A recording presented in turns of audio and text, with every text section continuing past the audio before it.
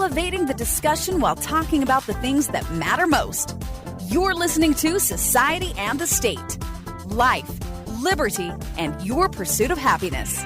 Now, your hosts, Connor Boyack and Brian Hyde.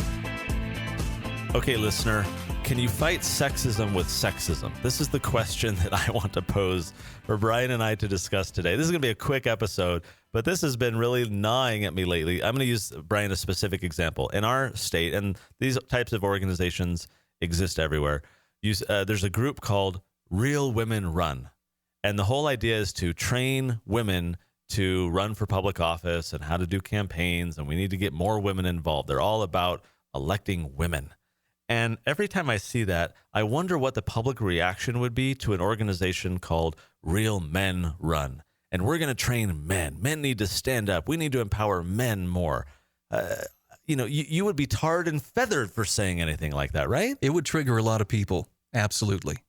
Like I in one sense, I can understand, right? Like in this particular example, legislatures, city councils, so forth, dominated by men, right? So I at least get why they're doing that, but can't they have like an inclusive approach, or can't they have like a gender neutral approach where we want to encourage everyone to run, including women, to kind of, be inviting? But when they focus just on one sex to combat sexism, it seems backwards to me. It's like, Black Appreciation Month. I think it's now a month, not just a week or a day. I don't even remember.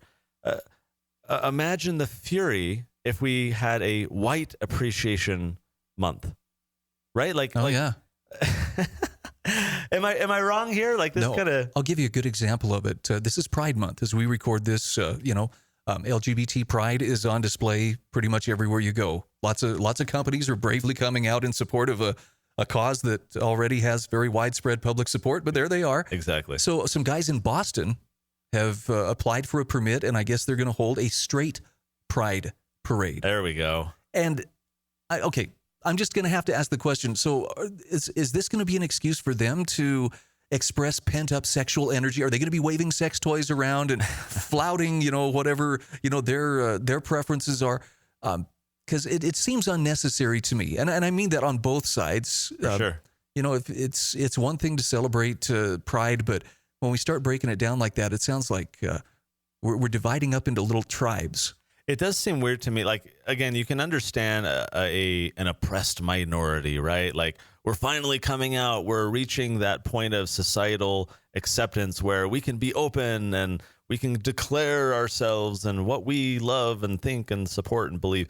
So I kind of get, coming from that vantage point, you want to kind of force acceptance of your beliefs or behavior onto society. You want to be bold. We want to have a day. We want to have a week. We want to have a month. And I get it, right? It shows societal adoption and normalcy and all that kind of stuff. But it just seems odd because I'm going to use a very specific example, Brian. And this might sting for a minority of our listeners who might happen to share our religious faith. The Mormon Church was very persecuted when it was started. Its founder and many others were assassinated and homes burned down, and the whole pioneer trek westward resulted from all this religious persecution. There was a lot of political stuff in play and things like this, but there was a lot of alienation based on you're an other, we don't want your kind around here, get away from here.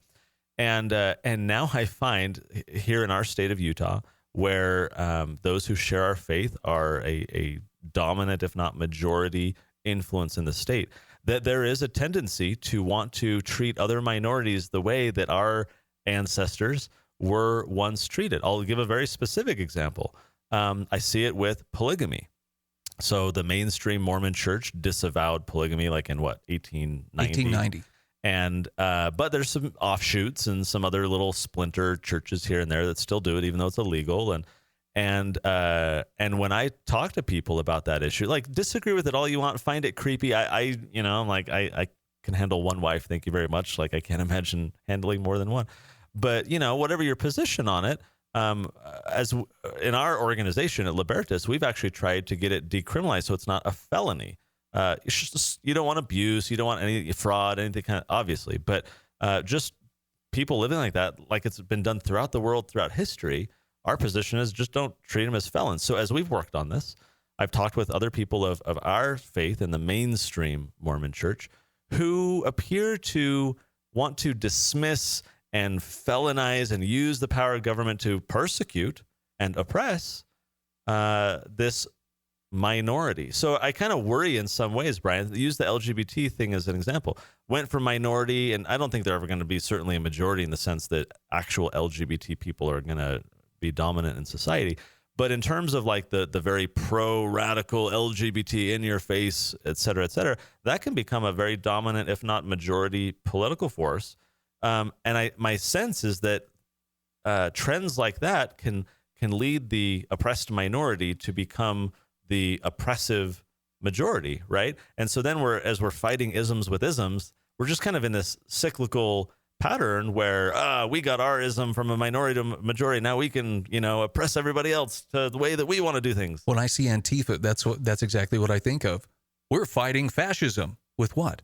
Communism. Oh, well, I'm not sure that's an improvement, but in that case, they're becoming exactly what they purport to fight. And I see it as you do too. It cuts across all groups. Once you get to where you have the advantage, it's pretty hard not to lord it over other people. I guess that's a quirk of human nature. And you look at something with like slavery reparations, right? None of us were around back then and, involved, and some of our ancestors perhaps were. And yet now you have this increasingly dominant pro-black, position in society, wanting to then oppress others and say, well, you need to pay me and, pay my college tuition and things like this. Why is it that we don't see more organizations focusing on inclusivity? So not radical pro-LGBT in your face, rainbows everywhere, not slave reparations and Black Appreciation Month and all this kind of stuff. But why don't we just see more of these minorities trying to say, we just want equal standing. We don't want, it seems like they want special treatment, special attention, which again, I can sympathize with and understand.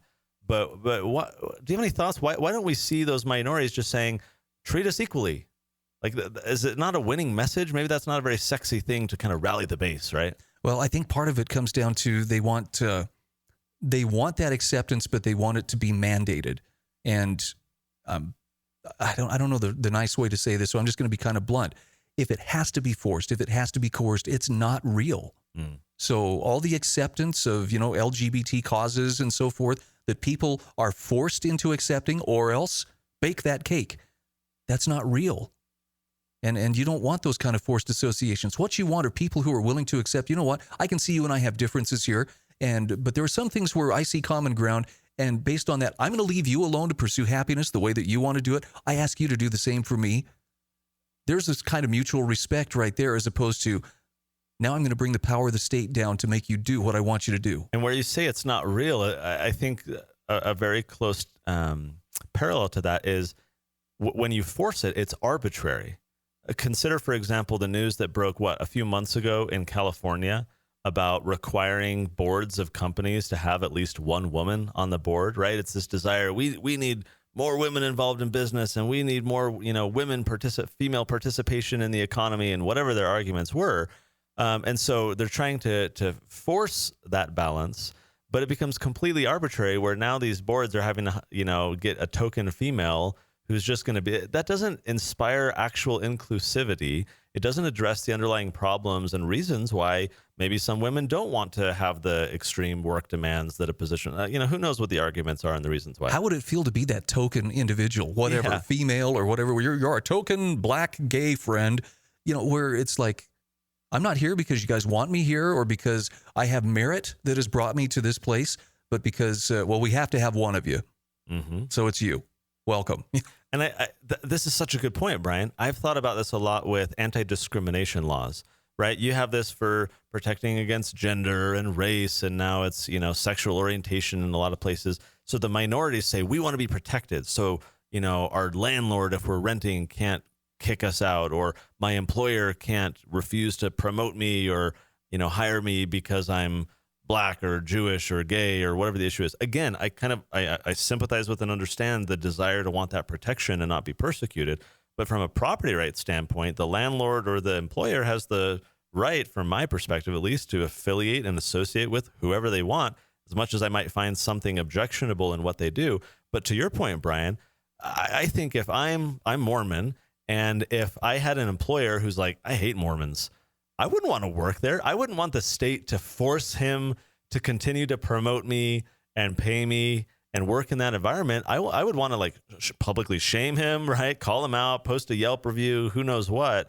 I can see doing that to try and exert pressure and get someone to change, but to use the state to force someone to embrace my ism just seems arbitrary, and like it forces an association that otherwise perhaps shouldn't exist because there's too much contention there. It's not the right way to find that social acceptance and equality. I have you to thank for introducing me to Auberon Herbert. So good. And his take on when is it moral? When do you have actual moral authority to use state force against somebody? One of the points that I took away from there was it has to be freely chosen if it's going to be virtue. And that means if you want somebody to live virtuously or to choose virtuous things, they have to be able to freely choose, which means they could choose not to go your way. Yeah. But if they choose to do it, then you can be assured that they made that choice because it made the most sense to them. Okay, well, I feel good that I got this off my chest. Every time I see, women should do this and, Blacks should do that and Jews and LGBT and whatever minority has been mistreated, which is wrong and horrible. It's not to condone any of that type of stuff, but it just seems like so many of them go about it wrong by trying to fight an ism with another ism, and rather than give special treatment, let's just have equal treatment. So your parting thoughts for the day as we wrap up this episode. Stick around next time talking about isms and disproportionate treatment. Such a fascinating interview that we're doing next about a prosecutor who actually wants to prosecute less crimes to treat people more fairly. Stick around, make sure you're subscribed. Society and the State. Thanks for listening to Society and the State. For show notes, archives, and more great content, visit societyandthestate.com.